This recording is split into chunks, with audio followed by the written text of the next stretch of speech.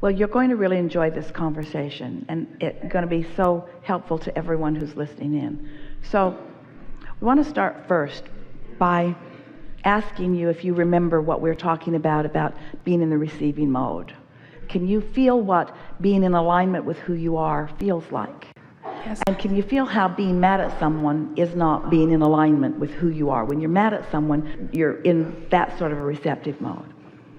We have said from time to time, don't think too much about this, but we just want to lay this down as a soft beginning place, that sometimes people say to us, Abraham, do you forgive me, or are you forgiving? And we say, we never forgive anyone because we haven't condemned them to begin with. We didn't leave this to go down here, so now we don't have to go back up here. That's all forgiveness is. Forgiveness is just letting go of this and allowing yourself to return to who you naturally are.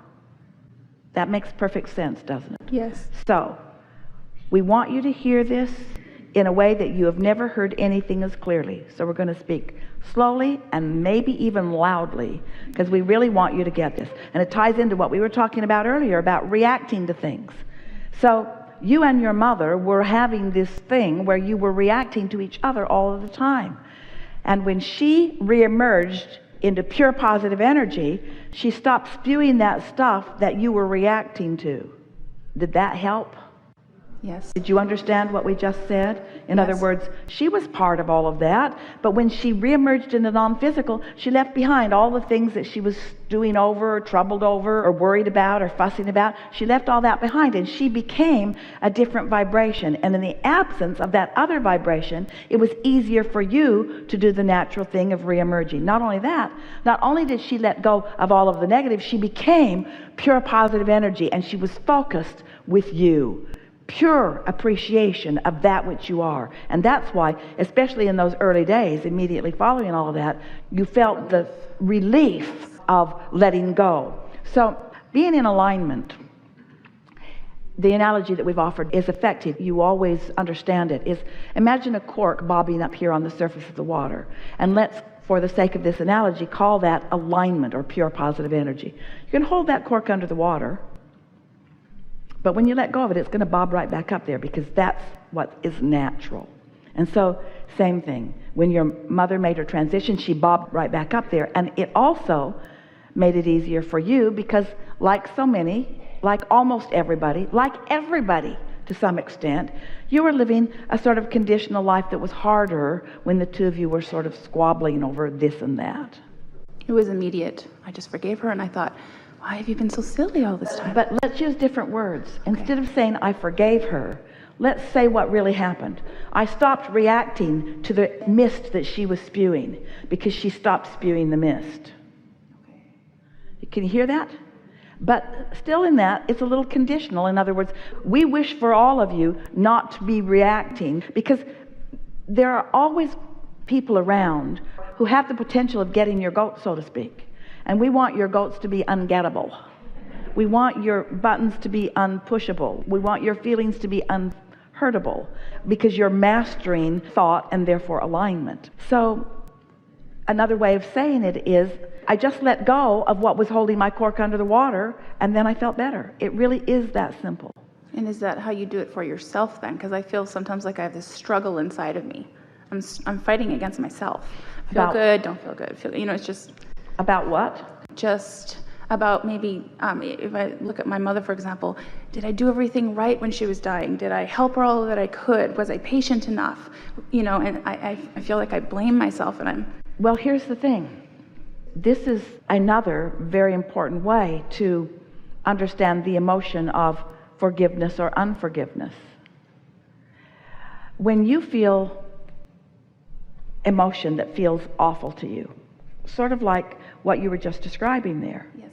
It always means that what you're focused upon, that your opinion about it, differs dramatically from what your inner being knows and is focused upon. So Every time you feel negative emotion, that's what it means. It's not talking about the rightness or the wrongness of your behavior. When you feel negative emotion, it means your inner being doesn't agree. But it's not about your inner being agreeing about whether you did this or that right or wrong. It's that your inner being is not agreeing with you beating up on yourself about this here and now.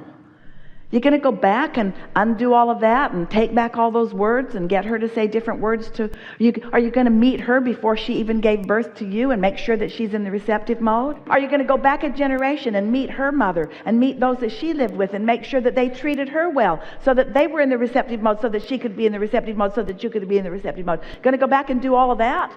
Or are you just going to accept that they are now in the receptive mode and you've got a choice of being there or not?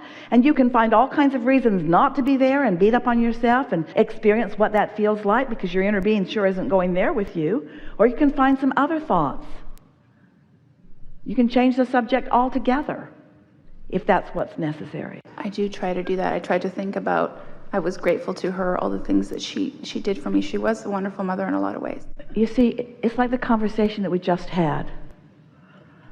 Making someone else and how they are be the reason that you feel good or bad is true entrapment.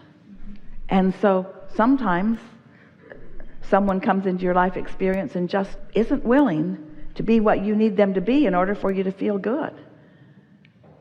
And so it gives you an opportunity to find a way into alignment unconditionally. Unconditional is the way to go. You can figure out how to do it on this subject and this subject and this subject. Life's going to start feeling really good to you and you're going to really begin to be free. But if you need one other person, even one other person to be even a slightest bit different in order for you to feel good, then you are in deep trouble in regards to the way you feel as long as you are focused upon that person. Because they weren't born to please you. They were born to please themselves. They were born to create their own reality. And we know it feels complicated as you're intertwining, but that's why we're saying to you, it is so much more simple than most of you are allowing it to be. You can feel good anyway, and that's what unconditional feeling good is. And I feel like I'm right there. You are right there. Right there. Like you are I right can there. almost get it, but I just, yeah. You are right there. Just watch for it. Notice, it's interesting to watch the things that you react to. Sometimes a perfectly even-tempered person can have a strong reaction when someone cuts them off in traffic. You reacted to a condition. Doesn't mean you're bad. It doesn't mean your life isn't going to continue to be good. It means you reacted to something that you can't control, and you haven't yet come to the understanding that it's not your job to control. So when you stop reacting and trying to control things that you can't control, and you begin getting into the receptive mode deliberately, because that is something that you can control, and then you start making the association between being there and how it plays out, or being here and how it plays out, now you're living life deliberately. And now it's more good every day, more good every day, more good every day. All good? Probably not, because there's going to be plenty of things that are going to come into your experience because you still want more expansion. You do. It'd be like being a really good artist and accepting the vortex as where all of the components of your artwork reside. And the way that the components get in there is by living life and putting them in. But now you've decided that you're never going to have negative emotion again. You're never going to feel bad about anything again. You're just going to get in this vortex and play it out. So you use all of the stuff up, and you paint all of the pictures, or you make all of the sculptures, and now you say, there's no more in here. Well, it's not going to happen to you because you've got enough for 20 or 30 lifetimes. But let's just play this silly game. There's no more in here. And we say, it's because you stopped living life. You stopped having experiences. You stopped knowing what you don't want so that you know what you do want. We want you to embrace step one as a good step. It is a good step.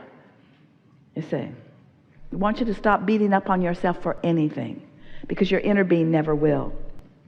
Your inner being is so pleased with the life that you are living and have lived, and what you've put into the vortex, and what it means in terms of expansion and joyous potential for you, that your inner being never looks back and tries to get you to have done something differently. Feel how counterproductive that would be. Everything source-oriented is forward-looking, you see. And when you start looking forward more than backward, you'll start feeling a whole lot better.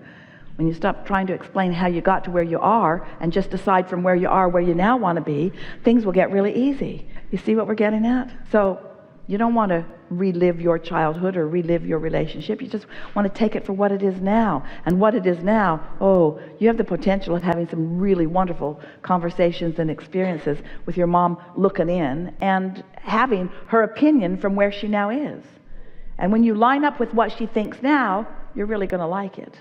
I would like to hear her and communicate with her. I talked to her when I'm with my son because she wasn't there when one of my sons was born. And so I'm trying to figure out how to get into that place. So do you think that that means that she does not know him? No, I'm sure she does. Yeah. So don't tell that silly story anymore. Okay. That's the going back that we're talking about. You just went back and felt bad about something. And what we're saying is stay where you are and look forward. Okay. So when I talk to her and say things, she always hears? Every time. You're the only one that doesn't hear sometimes. Okay. Yeah. That was a problem the two of you had from the very beginning, wasn't it? Yeah. Yeah.